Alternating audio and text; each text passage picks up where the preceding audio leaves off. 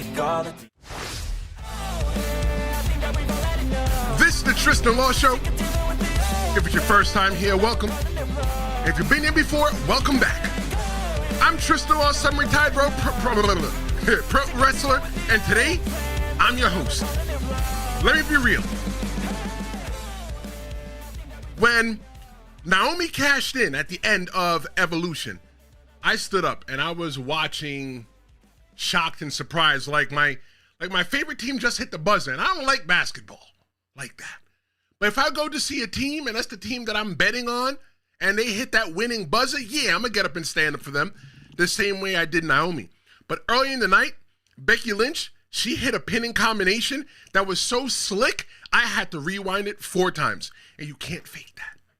Evolution, it wasn't just a pay-per-view. It wasn't just a PLE. I think that Evolution was a whole entire power move. Today, we're going to talk about Trish Stratus. We're going to talk about how she still got it. We're going to talk about Jade and Naomi, how they go to war, and a shocking betrayal in NXT that need me leaving, wanting a glass of sangria. And yeah, we're going to talk about that Battle Royal, because I expected more from that Battle Royal, and I didn't get it. Did Evolution feel like a turning point, or was it a one-night showcase? God, I present myself with the hard questions here. If it's your first time here, whether you're watching it live or on demand, jump into the chat, participate. We're giving out crowns to first, second, and third place people that participate in every single chat. Look, we're building a community here of like-minded people that just love to talk about pro wrestling. So, Evolution, did it feel like a turning point, or was it just a one-night stand, per se? For me, being honest, I think that Evolution this time is a turning point. Back in the day when they did Evolution 7 years ago, Evolution felt like, all right, we're finally, going to be doing something more with these women. And in the 7 years between the first Evolution and the Evolution that we got last night, the all-women's pay-per-view PLE for the WWE, we've been able to get women main eventing WrestleManias, women main eventing Raw, SmackDown, NXT. It's not the abnormal anymore. But I felt like last night, WWE Evolution, number 2, from ATL Hotlanta, down the road, from where Beyonce was, right? Women's empowerment, all weekend in ATL. I feel that it should be something that should come back more often, and we're going to talk about that a little bit more later on. But you know what? Let's talk about that opening match last night between Becky Lynch, Lyra Valkyria, and Bayley. The opening match, and I'm teaching you guys pro wrestling as we go along this whole entire journey. I'm teaching you pro wrestling. The first match of every show is the most important match of the show. It is, let I dare say, that is just as important as the main event. The reason why that first match is so important because it sets the tone for the night. Imagine going to watch a movie or your favorite TV show, and the first 5 seconds, it was cheeks, it was whack, it was trash. It'd make you say, why am I going to sit around for the rest of this? If this is what we have, where else can we go? So you come in with that first match with Becky Lynch, Bayley, and Lyra Valkyria, and you set that bar so high that you go, you know what?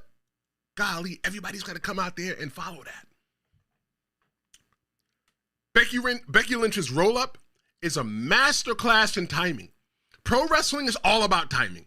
It's all about being able to be where you have to be and do what you have to do because it's 2025. I can say it. When we're in the ring pro wrestling, we're simulating a fight.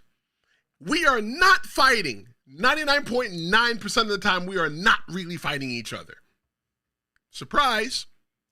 But you have to be able to get your timing right. So for me, who hasn't wrestled in almost, golly, the end of this month will make it almost 3 years since I last stepped into a ring because, I had to go get a real job and do all the other stuff to be an adult. My timing is off. So I would have to get back in a ring and get my timing on. But that match between Becky Lynch, Lyra Valkyria, and Bayley, it was aggressive. They layered in the storytelling. You even got a little alliance from half of the 4 horsewomen. Bayley and Becky Lynch. And then, did you guys see that article that Charlotte Flair wrote? I'm going to talk about that later on. Not today, but another episode. Because Charlotte Flair left a lot on the table talking about the 4 horsewomen and how, she may or may not be friends with them anymore. And I think that article came at right around the corner from Evolution, an all-women's pay-per-view, PLE. So yeah, we're definitely going to get into that later on. But Lyra Valkyria, you know what? I'm going to give Lyra Valkyria the hand clap. The reason why I give Lyra Valkyria the hand clap is because you know what? Sometimes when I look at her, I feel like she doesn't belong. I feel that Lyra Valkyria, she's a what? What do you call her? A fish out of water? Because she's in the ring with these girls and you know what? It may feel like sometimes she just doesn't fit in. But after last night, I think that Lyra Valkyria, that she's walked in, that she's here, that she's now on the big stage. The question I have for you, because I'm about to go jump to the chat right now. The question I have for you is, do you think Lyra Valkyria walked out even though she didn't win? Even though she didn't win. Do you think that Lyra Valkyria walked out more respected than she walked in? That is the question that I'm asking you right now. Let's go to the chat. We got Logan James in the chat. He says, hello, Io Sky and Rhea Ripley, one of the best women matches this year. Look, man, we are going to get into that match. I don't even want to let the toothpaste out of the tube yet. Because once the toothpaste gets out of the tube, you just can't put it in. But thank you so much, Logan, for your comment. You are the number one right now. If you're watching this live, go ahead and hit a comment. Go ahead, just say hello. See if you can beat Logan James for that number one. Who will be the person that will maintain that number one spot? Got a poll going on right now asking you a question. Do you think that Evolution, the all-women's PLE, do you think that it should be part of the regular WWE PLE rotation? Right now, we got 100% of the people saying yes. Saying yes, and I'm gonna jump into that later on. But speaking of somebody who walked out different, wait until we talk about Jacy, Jayne, and the betrayal. Look, I know Jordynne Grace from way back in her TNA days. I'm not even gonna lie. Back in the day when Jordynne Grace first started, she might have been my crush a little bit. Yeah, that's right. My heart beats a little bit for Jordynne Grace. But so I know Jordynne Grace. I know what she's capable of in the ring. Jordynne Grace, she came in there and she looked strong as normal. She's got raw power, and she had to put that against the dirty tactics. And Blake Monroe, the newest person to get to NXT from AEW, the shocking heel turn that nobody expected. I didn't see that coming. And you butted up the girl's mouth.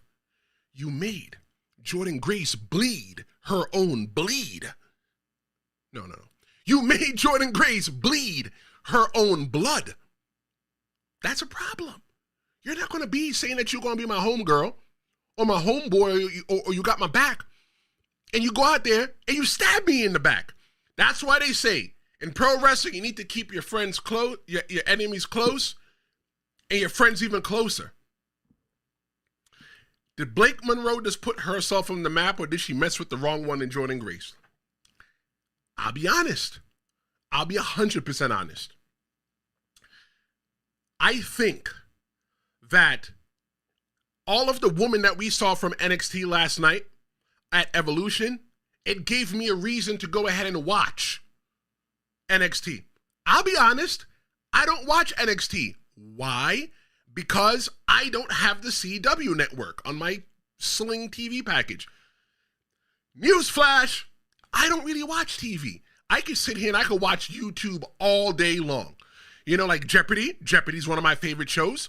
Jeopardy's getting ready to be on streaming, and Wheel of Fortune. Those are my two favorite shows that I watch.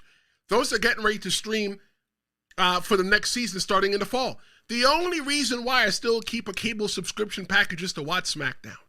Once SmackDown gets on Netflix or wherever it goes, I hope that it goes somewhere other than regular TV. I'm stopped spending that $50, $60 a month for one television show. So I have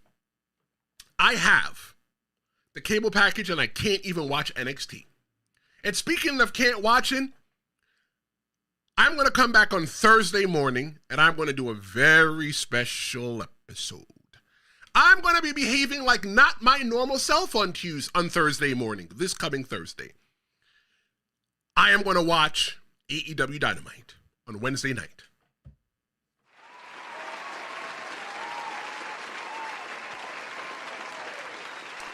That might be shocking because we only talk about WWE on here. But a lot of people have been telling me in private messages and reaching out to me and sending me emails. You can always send me an email at tristenlawshowmedia@gmail.com. You can always call the promo hotline 973-826-0101 and leave a message. Send me a text. You know what? Send me a text right now if you're watching. People always reach out to me and say, come on, can we talk? We love what they say. Here's the general consensus. We love what you do, Tristen, but we just need a little bit of TNA. So you know what? Since I'm a man of the people, we're going to talk about TNA on AEW on Thursday. But right now we're talking about NXT, and I'm going to find a way to start watching NXT more often. I'm going to pay more attention to it. Did I watch Great American Bash this weekend? That's on me. Maybe because I'm not hooked into the storylines. I know what's going on. I probably couldn't pick out some of the top wrestlers out of a lineup, but it's my fault, so I'm going to be doing better. And I'm going to start with AEW. They're all in Texas, just finished, so it's the perfect time for me to get back in bed with AEW and see what's going on and catch up with the storylines. Did I get to watch All In? No. I did watch the pre-show. And I did get to read and watch some of the stuff on social media. So I'm in tune with it. So that's what we're doing. But I'm going to make an effort as well, too, to watch NXT. I think that the NXT is the minor leagues. That's not even in a disrespectful way. NXT is the minor leagues. They're not the major leagues. They're not the big leagues like WWE, like Raw and SmackDown. But for those people, imagine the person from the minor leagues going to Yankee Stadium and hitting 4 home runs. It's going to make you say, you know what? Let me go see what the other minor league people are doing, because it makes me say, you know what? They might be doing something good out there, and I'm going to miss it. Maybe what I want is the emotional investment with these characters before they get up on the main roster. Because I'm not going to lie, most of the women in the Battle Royal, I was like, who that? Who that? Up next, we're going to talk about Tag Team Chaos, and not just any chaos. We're talking about Charlotte Flair. Charlotte Flair turned that whole Fatal 4-Way Women's Tag Team match, she turned that joint upside down. Upside down is how she turned it. I wanted Alexa Bliss and Charlotte Flair. I wanted both of them to win. The reason why I wanted both of them to win is because they are the odd couple. They're the odd couple in the whole entire thing. Nobody expects them to be together, but you know what? It's funny. It's like Charlotte is like the big sister, and Alexa Bliss is like the little annoying sister who is forced to be put into the t-shirt together to where you have to learn to play together. And what's going to come out of there is something special. But what we got last night in that match, we got the Judgment Day taking home the tag team championship. Well, going back home with the tag team championships. The question is, what is Liv Morgan going to say with that? Are Raquel and Roxanne Rodriguez legit long-term champions? Or are they just transitional? I think 100% that this is going to play into some story, because Roxanne is the one that the Judgment Day didn't want. And now that she's there, what are they doing? Replacing Liv Morgan with her? I think that Liv Morgan could come back from her shoulder injury and become a big baby face, all because of this whole entire story here. But what I want to talk about is Charlotte Flair. Charlotte Flair proved that she's much more than a Nepo baby. Nepo baby meaning that she's there only because of who her dad is, the Nature Boy Ric Flair. When Charlotte Flair tagged into that match, you saw something really special with Charlotte Flair. What you saw really special with Charlotte Flair was like, you know what? Maybe you don't see it because you don't look at wrestling the way that I look at wrestling. But when I look at wrestling, I'm looking at it as, yes, as a fan, but as somebody that was in the ring as well, too.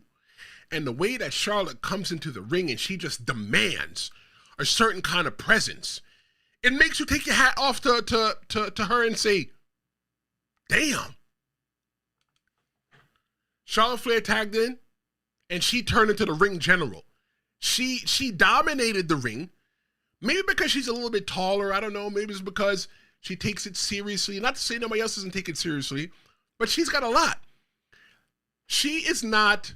Charlotte Flair said that she's not wrestling on the behalf of the memory of her dad, right? Because she never wanted to be a wrestler. She's wrestling on behalf of the memory of her brother who passed away, Reed, who wanted to be a pro wrestler. So she's taking his memory and she's running with it. Charlotte Flair is that damn good. And I need y'all to start putting some respect on the name of Charlotte Flair. Charlotte Flair was one of the original people. Her, Bayley, Mercedes Moné, formerly known as Sasha Banks, and Becky Lynch. The four people that made you say, you know, we need to start taking women's wrestling a lot more seriously. When WWE finally decided they were going to take women's pro wrestling more seriously, they put women's pro wrestling on the backs of those four women. I'm not saying that no other woman wasn't relevant during the time, but they were there. From the transition from the Divas era. From when women used to wrestle in bra and panty matches, jello matches, pudding matches. Don't get it wrong. A 13-year-old me loved pudding matches. Loved bra and panties matches. I'm 13. What do you expect? But as a guy, a man that has spent time in the pro wrestling ring, what I am saying is that I just need a little bit more out of the woman. And I'm glad that we're finally getting that. But here's what I'm not glad, what I'm not getting. Here's what I'm curious about. I'm going to show you. I'm curious about Alexa Bliss. Alexa Bliss, when she came back, you had the White Six that kind of stalking her or trying to find her or whatever it is. But we got Alexa Bliss. She's teaming up with Charlotte Flair. But why? Why hasn't she comes out as an homage to Bray Wyatt every single time. The Fiend every single time.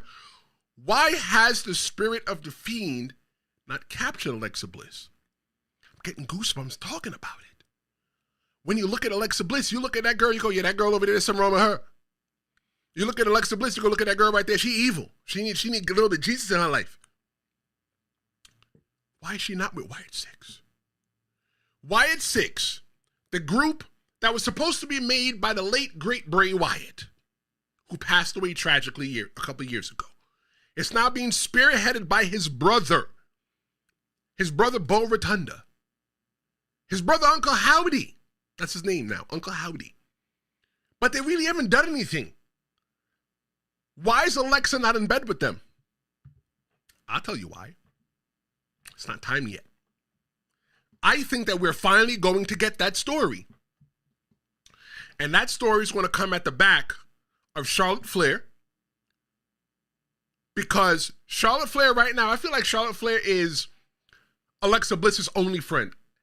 And I'm sorry if I'm activating your Alexa device right now, because I hear mine screaming right now. But Charlotte Flair, she's going to have to be the one to have to deal with the White Six. Now they're not going to let the men hit the woman. No, that's wrong.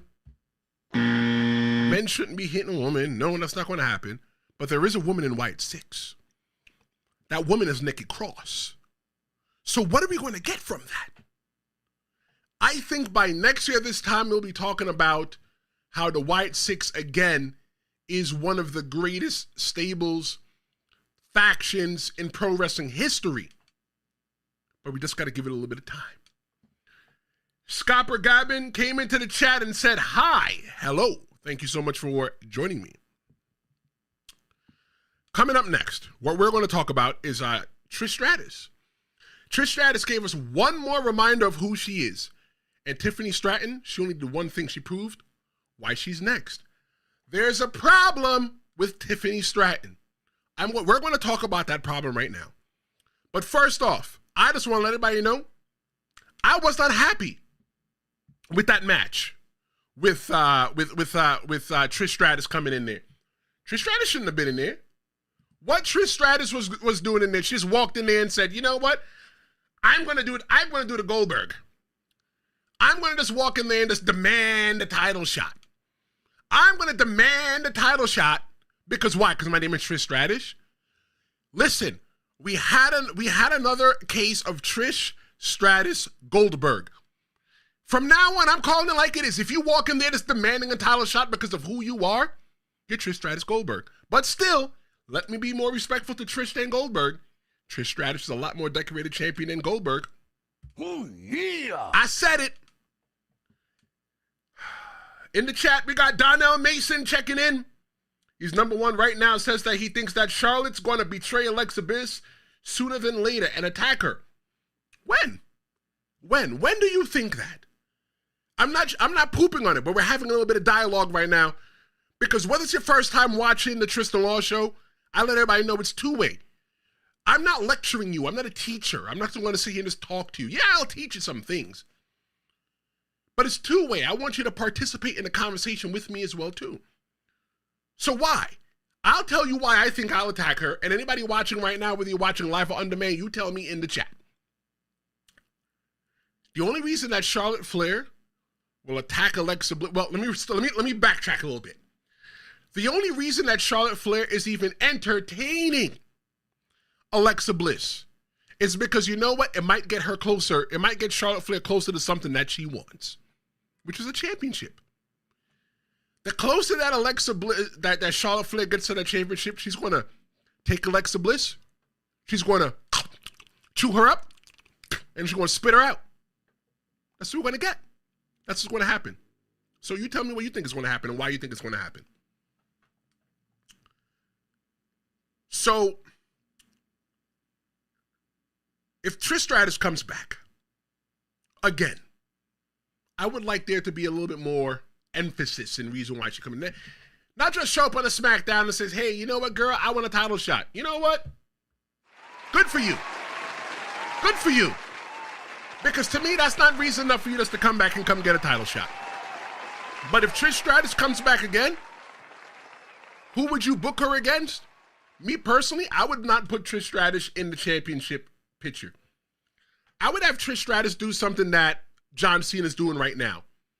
He's taking people that are floating around the mid-card area, like Ron Killings or R-Truth. I don't even know what to call him these days. But R-Truth, Ron Killings, and bump them up a notch. Bump them up because you're trying to make wrestling better than when you found it. Wrestling's one of those things that you just can't come in and take. Because you're going to take so much, it could change you into something that you don't want to be, and that's legit.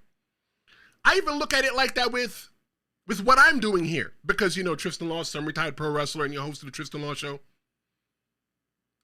I don't want to come here and just come in the microphone. I'm just going to leave that one alone. I like to give back as well, too. And the way I give back here in the Tristen Law Show is that I give you guys an opportunity to voice your opinions. I give you guys an opportunity to be a part of the show. Because I'll be honest, right now with all the subscribers that I've got 476 subscribers. I'm almost to 500. We're going to have a hell of a party when we get to 500. But I want to give all 476 people a place to feel like they can come and voice their opinions. Because you may not have that opportunity where you can voice your opinions about wrestling with your friends because your friends may not really be interested in wrestling like that. But you know what? You've got a friend in me, and you've got a friend in all the other 475 people that are here. You make 476. So like when I'm not here doing the live, go into the chat on your phone. You can go to the community section and you can just post about something. You can do that. I read everything and I comment to everything. You can follow me on Threads at The Real Big Tris. I talk about wrestling a lot there as well too, amongst other things.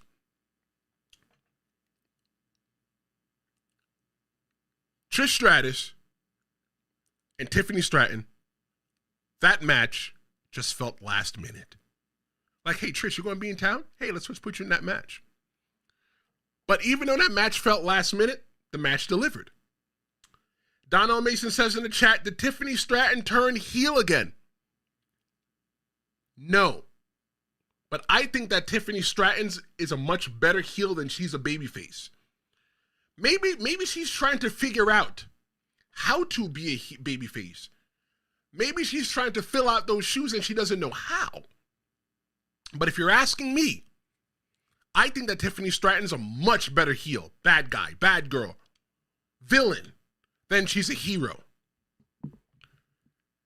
There's a lot of pressure on Tiffany Stratton right now. And I once felt that pressure. About, golly, more than 12 years ago, 10 years ago, more than 10 years ago, I was pulled into a back room. And in that back room, the promoter and the booker said to me, Tristen, you are going to be the next BWO World Heavyweight Champion. And I was like, wow, yes, it's predetermined. Yes, I knew I was going to win. Yes. But let me explain it to you from the aspect of a pro wrestler, right? When you become the champion, it's validation that you're doing a great job. When you're a pro wrestler, you become the champion, it's a validation that you do a great job. When you become the champion, it's like they're putting the company on your back. For you to be the person that you're the main event because everybody comes to see you, to see what you're doing. They're putting you in the biggest stories. Tiffany Stratton is going to be put into the biggest stories, and there's going to be a lot of pressure of her carrying that division, the women's division. I felt the pressure as the BWO champion that every single time when I had to go out there, I had to perform. I couldn't phone it in. I couldn't say I was tired today. I couldn't say I didn't feel like it. I couldn't say that, you know what, a lot of people didn't show up, so I was not going to put on the best match possible. That's not the fans' fault. If the company's on my back, I need to perform 100% of the time. No. I need to perform 200% of the time. Tiffany Stratton right now is the champion. Sometimes I look at her and it just feels like, I just look at her face and her facial expressions. And it just feels like she's kind of lost sometimes. I'm not saying that as a dig. I'm saying that as something that I see for myself. That sometimes I'm looking at Tiffany Stratton and I'm like, damn, girl, you're in a good spot. Tiffany Stratton is one of those women, one of those kids, when she was a kid that wanted to be a wrestler. She grew up, she wanted to be a wrestler. She wasn't an athlete that the WWE found playing somewhere in college and said, hey, come be a wrestler. Tiffany Stratton wasn't one of those people that was making videos on social media and WWE said, pull up, come be a wrestler. It's in the heart of Tiffany Stratton. And once Tiffany Stratton finds out who the hell she is, Tiffany Stratton's going to be dangerous. But let's forget the past. Jade, Cargill, and Naomi, they had a no-holds-barred match last time that was pure mayhem. And if you ask me, it just might not be over yet. Look. That match there delivered. We had Bianca Belair. She was a special guest referee. Bianca Belair dropping that thirst trap on that IG. With her and her little striped-like pajama thing. Talking about woke up today feeling like I was going to be the ref. Nah, I woke up today and felt like I was going to come podcast with y'all. And talk about the Tristen Law Show and Evolution. I was supposed to have a co-host today, though. Felicia from the Storyline Podcast. I advise you to check out her podcast. There's a lot of us out here creating content. And it's not our regular jobs. It doesn't really pay the bills what we do. So that's why I always tell people, look, I got t-shirts and other merch in the link in the description. Go check the description, wherever it is, wherever you're watching, whatever device, go check the link.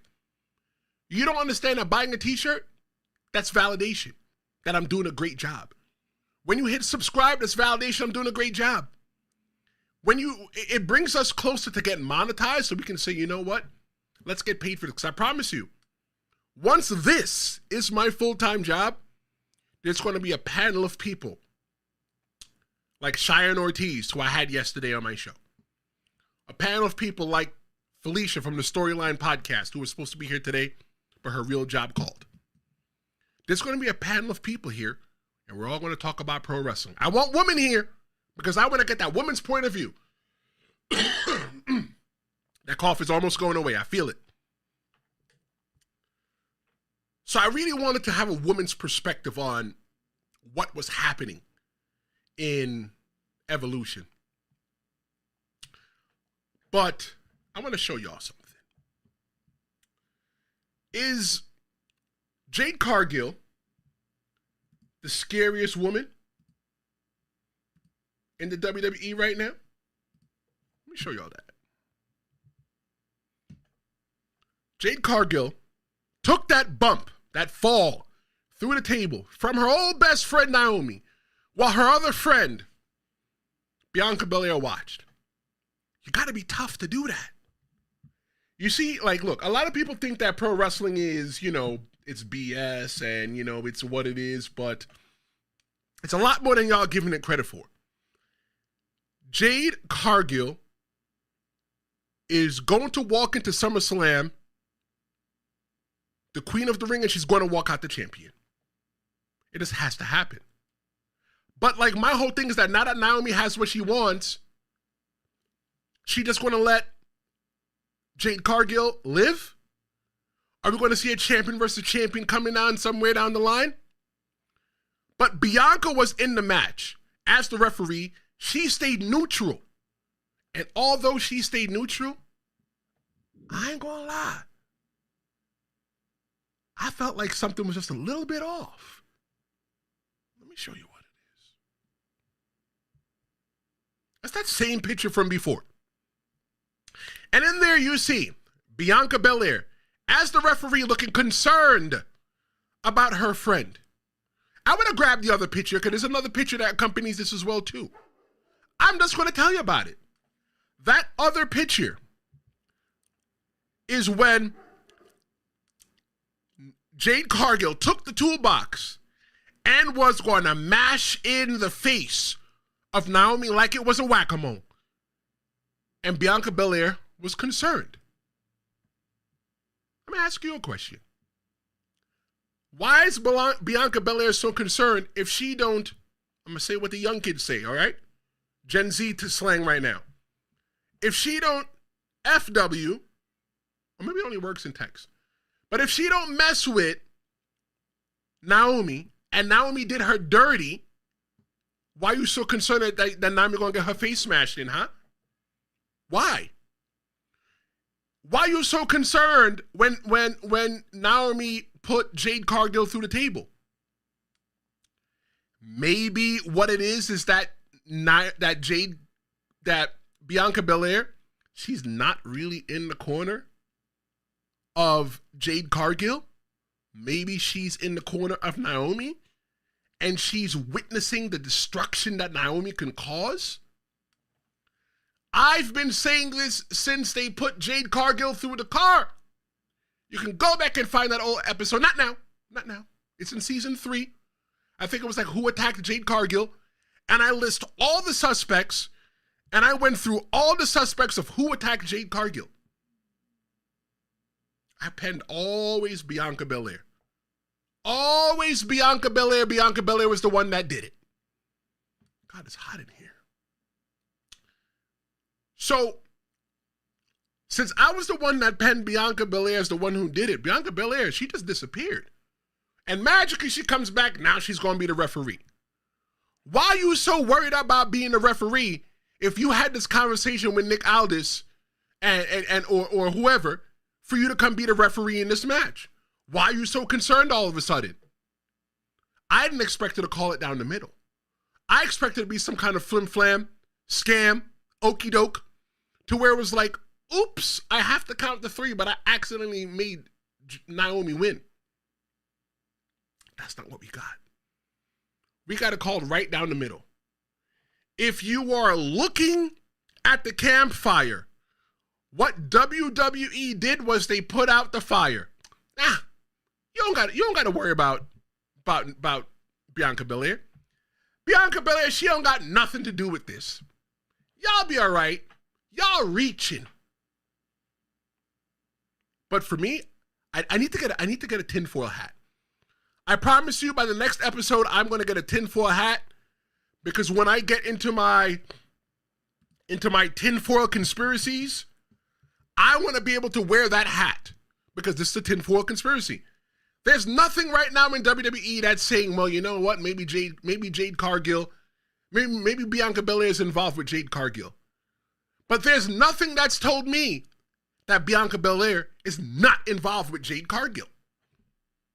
I smell a flim-flam, an okey-doke, a bamboozlement, a scam. So if you feel like Bianca Belair is not just taking sides, listen to me when I tell you this. Listen real close. I wish I had a zoom in button. Let's make it come closer. Bianca Belair's already chose her side. And you're going to see it soon. Just watch. Just watch. Even though Naomi lost that match, Naomi, she foreshadowed her next biggest endeavor, which happened later on in the night when she won the Women's Money in the Bank. We're going to talk about that coming up. But for me, one of the most meh moments of the night until the main event, it was the Battle Royal where Stephanie Vaquer won. For me, I think that it was a missed opportunity. I think there was a missed opportunity because we didn't really have any surprises. Okay, fine. It wasn't the Royal Rumble. You can get away with layering surprises at the Royal Rumble because after you go 3, 2, 1. See how I just improv that right there? And then the next music plays, you go, oh my God, it's this person that we've always wanted to see. And then you get a match. Then they give you somebody else, and then they do it. Then they give you more people, and then they lay in another surprise. It's kind of difficult to lay in the surprises in a battle royal because everybody comes out at the same time. But I expected AJ Lee, and I wrote about it in the Tristen Law Show newsletter. If you haven't subscribed to the newsletter, go get it. It's free. The link is in the description. It's free. It don't cost you nothing. It drops to your email inbox. You always get another thought. Every time I do an episode, you get a thought of the episode. You get to hear what I think even more.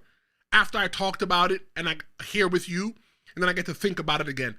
And I still even give you a place to where you can interact with it. Where you can leave a comment. You can do all that. It's free. It's on Substack. The link is in the bio. I do match predictions. I talk about pro wrestling in a newsletter format. It's free. While you're watching this right now, I'll give you some time. Go hit the link in the description and hit subscribe. It don't cost you nothing. We're building a community here where like-minded people get to go ahead and talk about pro wrestling. One of the things that I said, you know what, can I pull up my newsletter? Let me pull up the newsletter. I want to give you the exact thing that I said in the newsletter. This is pertaining to this Battle Royal match. Let's see if I can work this thing here. Let's see. Okay, great. The title was WWE Evolution, Great Matches But Zero Foreplay. A little play on words there. But one of the things that I talked about is here we go. The Battle Royal is a nostalgia buffet. That's what I thought it was. I thought that Evolution was going to be nostalgia. Throw back to the past.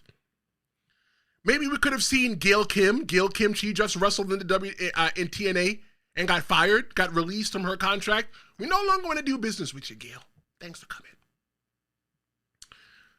But nope, she's no longer there in TNA, so maybe she would have appeared in WWE. She was in WWE back in the day, but she had one and too many bra and panties matches. She had one too many matches to where she wasn't getting enough appreciation as a woman. So she rightfully decided that it was time for her to go.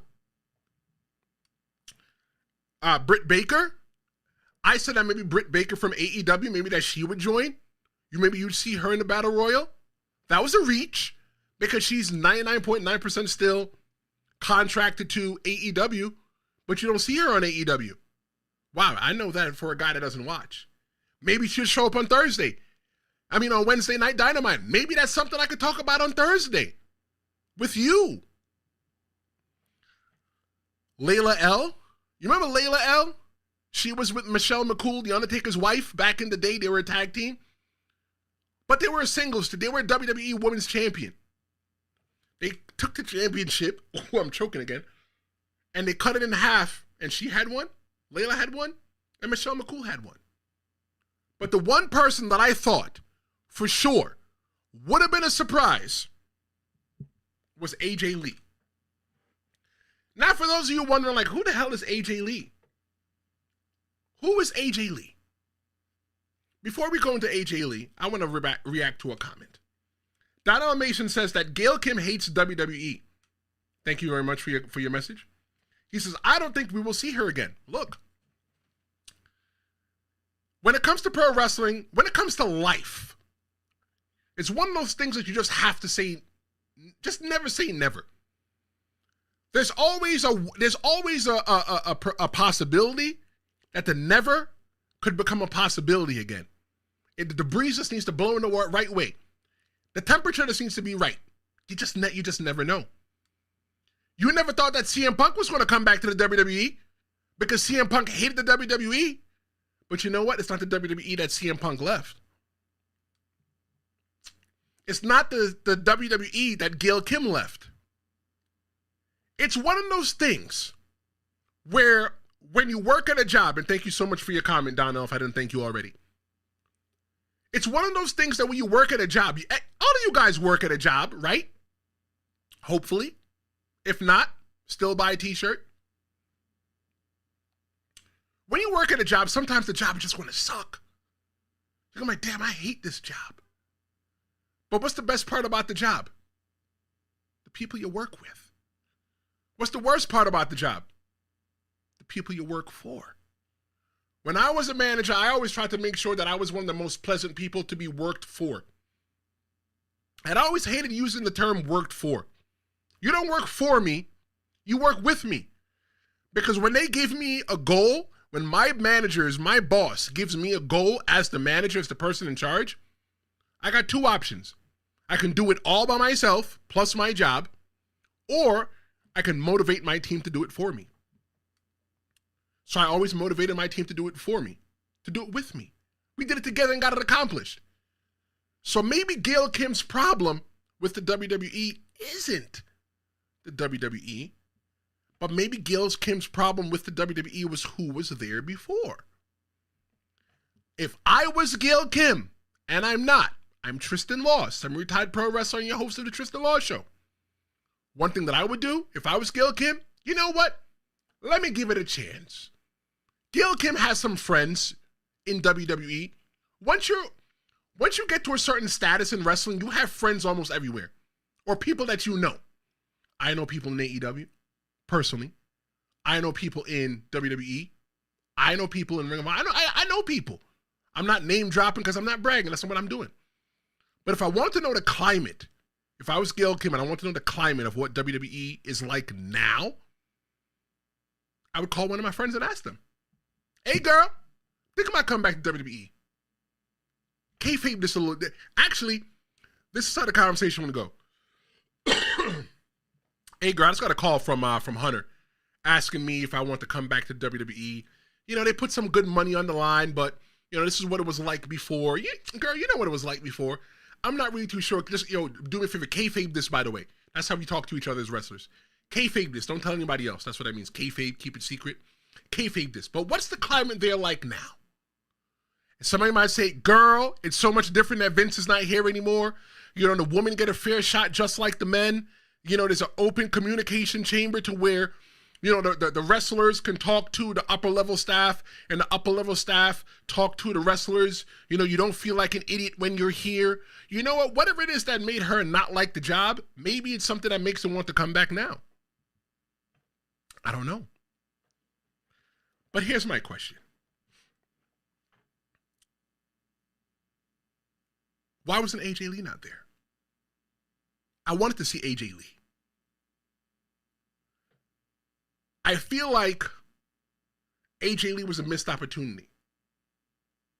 Because WWE Vault, and I keep saying it to you, if you call yourself a wrestling fan and you are not subscribed to WWE Vault, you're missing out. It's the replacement for the WWE Network. And what they do there is they just put a bunch of videos and different packages. They put together some really cool things there. They gave us the history of AJ Lee. Why the hell would I need the history of AJ Lee going into Evolution? Maybe because she was supposed to show up?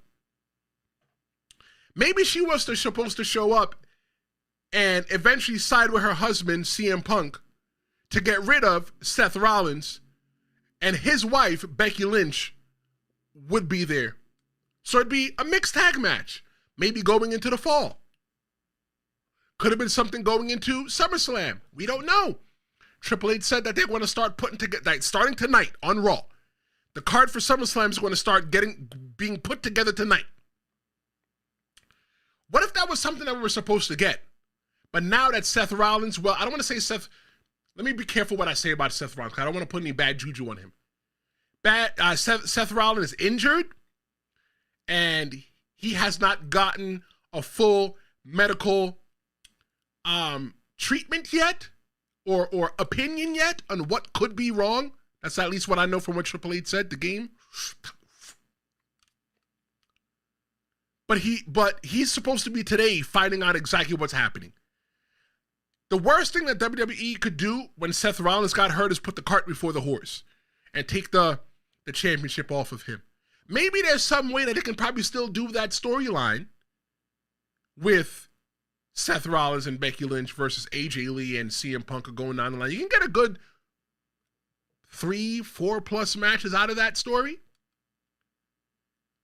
The thing with that is that you got to see what's going on with Seth Rollins first. You got to see what's going on with that knee. Maybe if AJ Lee was supposed to be there, maybe that's why we didn't see her last night. Nobody put out any report that AJ Lee was supposed to be there, but maybe she was last minute, like Cody Rhodes. When Cody Rhodes made his debut back to WWE at WrestleMania 39, he was hidden away in the back, and it's like, oh wow, Cody. Everybody didn't know. Those that needed to know knew. So maybe it was the same exact thing that those that needed to know knew, but because it didn't happen, you know what? We're just going to take that card and put it back in our back pocket. Because I think there's still some money there with AJ Lee. I expected an AJ Lee pop, but I didn't get it. But you know what I got? We got Tiffany Vaquer. Tiffany Vaquer, the Chilean wrestler, is making waves in the WWE right now. How far can Stephanie Vaquer go in the WWE? I am about to drop the biggest hot take right now on Stephanie Vaquer that it might just make your mind drop or make you blow your mind. I think, no, scratch that. I feel that Tiffany Vaquer is going to do for Spanish-speaking fans what Rey Mysterio did for Spanish-speaking fans. Oh, yeah. Rey Mysterio built that bridge between Spanish-speaking only fans, and Tiffany Vaquer is going to be the person that maintains that bridge. If you look at all the Spanish-speaking wrestlers that we have right now, why are any of them the person that bridges that gap? Maybe Penta? Maybe later on down the line? It would be nice to have more than one. WWE tried to find more than one back in the day using Sin Cara or Mil Mascaras, if that's the name, if I got it right. But it didn't work. It didn't work. So maybe now WWE, they found the right person, Tiffany Vaquer. Tiffany Vaquer will straight up tell you that her first language is not English. English is her second language. She habla español. Habla poquito inglés. Look, that's my terrible Spanish. Grew up in the Bronx. I just know poquito. I know poquito. Poquito is what I know. Stephanie Vaquer could be the person that motivates a young child who may be not from this country, United States of America, who may not speak that great English, to say, you know what, even though English is not my second language, I'm going to communicate. That even though English is not my second language and I might be timid to talk to people, I'm going to communicate. That is what I see Stephanie Vaquer doing. Stephanie Vaquer is going to take this next generation of Latinos and Latinas and put them on her back, and she's going to run with it. Stephanie Vaquer, people right now going crazy could say, oh, well, you know, Rey Mysterio is the one that I grew up with. I love Rey Mysterio. Another 15 years. There are people right now that are 6 years old, 7 years old. In the next 15 years old, a lot of them are going to be adults, probably done with college. Maybe they played sports. Maybe they loved wrestling. And they're going to be able to say that Stephanie Vaquer is one of the reasons why they want to be a wrestler. Stephanie Vaquer is one of the reasons why they came to this country, looking for a better opportunity. They didn't speak any English, much English. They didn't understand the culture in America. But because of Stephanie Vaquer, they persevered.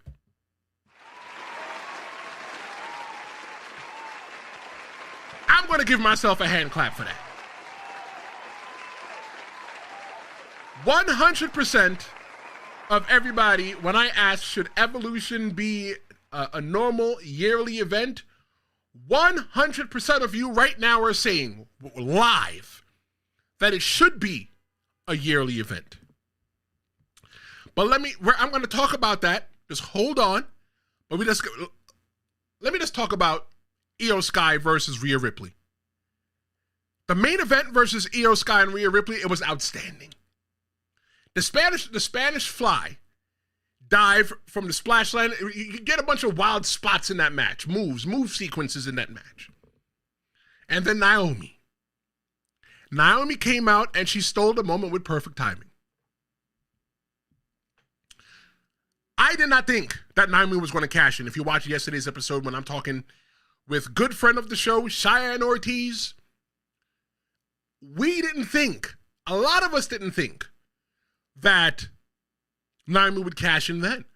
We thought that she would wait to cash in against Jade Cargill. I don't know. Maybe WWE is trying to tell us that story's done. Maybe WWE is going to add another person into that person being Bianca Belair and let that story go someplace else. Maybe Jade Cargill's going to win that championship at SummerSlam and say, you know what, Belle? You know what, Bianca or BB or B-Bell? I don't know what they call each other. You know what, girl? I'm going to go ahead and give you a title shot. And then Jade Cargill's going to beat the brakes off of Bianca Belair. And Bianca Belair is going to snap. And then eventually they could all cross paths with Naomi again. Do you think, whether you watch this live or on demand, let me know. Do you think that WWE rushed it? To honestly answer that question, you can't. We can say right now, in this moment, if wrestling ended right now, there was no Raw, no SmackDown, no NXT, thank you very much for coming, adios, sayonara, goodbye. You can say, you know what? Maybe they made the wrong decision. But you know what? We still have Raw tonight. We still have SmackDown on Friday. We still got NXT. We got SummerSlam coming in 19 days, and I will be there with my friend Lewis, and I look forward to meeting you. So should they have waited? Quite frankly, I don't know, because I don't know what's next. We could fantasy book. We can pretend. We can play. We can talk about what's next. We can. But here's my question. I got another question. I'm full of questions today. Is Naomi the top baby face in the WWE right now? Or is she still really a heel? Is Naomi the top baby face, the top good guy, good girl, the hero in the WWE right now? Or is she a heel, a bad girl, a villain? when it comes to Naomi, I'm going to ask you this question. How can you really not cheer Naomi? How can you not feel good for Naomi? Naomi got the short end of the stick. She was tag champions with Sasha Banks, now known as NKA, now known as Mercedes Moné. And she decided to go take a ball and leave. Rightfully so, it's her prerogative. You can do that. Naomi had to leave the WWE, come back and find herself. Naomi came back and found herself. She's on a redemption arc. How can you really boo Naomi? How can you really feel bad that Naomi was at odds with Jade Cargill? Jade Cargill is the new Jack. Jade Cargill is the new person here in the WWE. So Naomi, the person that was there before women's wrestling was even anything special, she's supposed to just lay down and let Jade Cargill come in and take what she wants? Bianca Belair, she's supposed to just lay down. She'd be friends with Bianca Belair. But Naomi's supposed to just lay down and just let Bianca Belair and all these other women pass her? Nuh-uh. No. How can you look at it like this? You're at a job. You work a job. And in that job, you are the most tenured person, but you keep getting skipped up for promotions. If you had the ability to WWE style it, you think you just want to let the newest person that has potential come in and rock? No. Jade Cargill came in with a name. So if you ask me, Jade Cargill, Naomi might be a heel, but what I really see is a baby face there. A good girl. A hero. A person that wants to write her story her own way and not to wait for anybody to write it for her. But let's take a look. Let's take this home. Let's take a look at the whole weekend as a whole and see what Evolution means in 2025.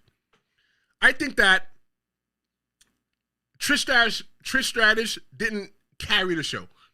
Tiffany, Becky, Naomi, Jacy, all of them did. This wasn't a nostalgia show.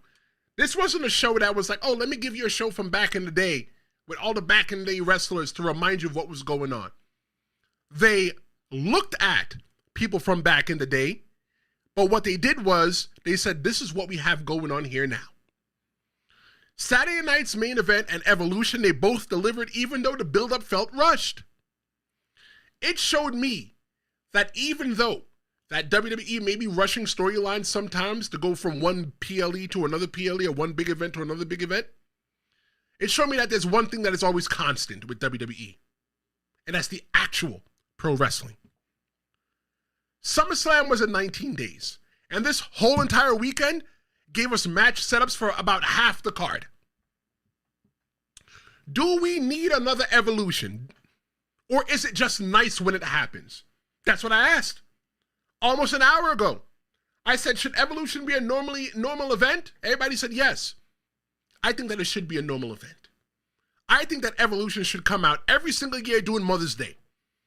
Because if you want to go ahead and promote the woman, look, everybody should love a woman. You're looking at it the wrong way. Just shut up and listen. Everybody should love a woman. Because regardless of anything, a woman, our mothers held us in their stomachs. We should always celebrate women. And if we're going to celebrate women in pro wrestling in the business that we love, we should do it around Mother's Day. Make it make sense. I think it's time to make Evolution a staple again. I don't want to wait 7 years.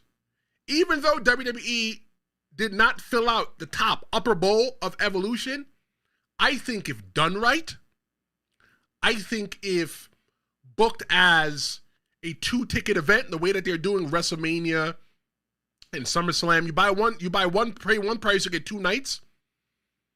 I think they could definitely fill out the arena. Give everybody a banger of a men's pay-per-view one night, and the next night, give them a banger of a women's pay-per-view. Match of the night for me, Becky Lynch, Lyra, Valkyria, and Bayley. Solid match. I didn't care about that match. I wasn't interested in Lyra Valkyria. But after that match, I want to see what that girl gonna do next on Raw. The biggest surprise for me of Evolution was Naomi cashing in. Didn't expect it. The most rewatchable moment for me was the creative pin by Becky Lynch. That cough going away, don't worry. And wrestler of the night is Stephanie Vaquer. The reason why I think it's Stephanie Vaquer is because even though English is not her first language, she picked up the microphone and spoke to a mostly English-speaking audience in the best English that she can do.